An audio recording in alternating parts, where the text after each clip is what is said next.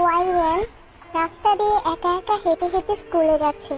প্রায় প্রতিদিনের থেকে আজকে তার একটু বেশি লেট হয়ে গেছে স্কুলে যেতে, তাই সে একা একা যাচ্ছে। নয়তো তার বান্ধবী আফরিনও তার সাথে যায়। আজ সে একা একাই, কিন্তু তখনই কে যেন মুগ্ধ দৃষ্টিতে এক নজরে এক নয়নে তার দিকে চেয়েছিল। তখন সে একজন লোককে বলল, সুগা, তুই মেয়েটার খোঁজ খবর লাগা, আমি ওর বাসায় যাব। তখন লোকটিও হ্যাঁ বলে। ওয়াইএন স্কুলে পৌঁছে যাওয়ার পর ওয়াইএন বাসায় ছিল না। তখন ওয়াইএনদের বাসায় ডোরবেলটা বেজে ওঠে। ওয়াইএনের মা দরজা খুলে দিলে দেখে কিছু লোক ঘরের ভিতরে প্রবেশ করছে।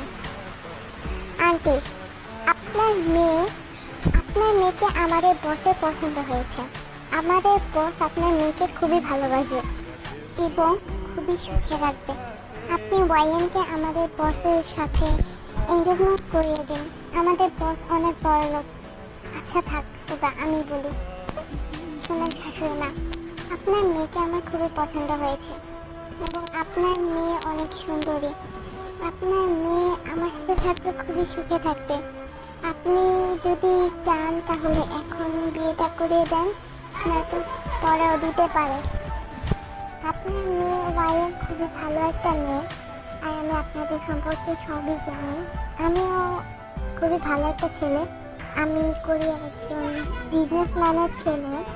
আপনি আমাকে চিনবেন না। না, আমি আমার মেয়েকে এখন বিয়ে দিব না। আমার মেয়ে এখনো খুব ছোট, এখনো বড় হয়নি। আমার মাত্র ক্লাস 7-এ পড়ে। এখন কি ওকে বিয়ে দেওয়া সম্ভব? আমি দিব না, আমার একমাত্র। তখন না করে দেয় ওয়াইএনের মা ওদের, তাই ওরা সবাই চলে যায়।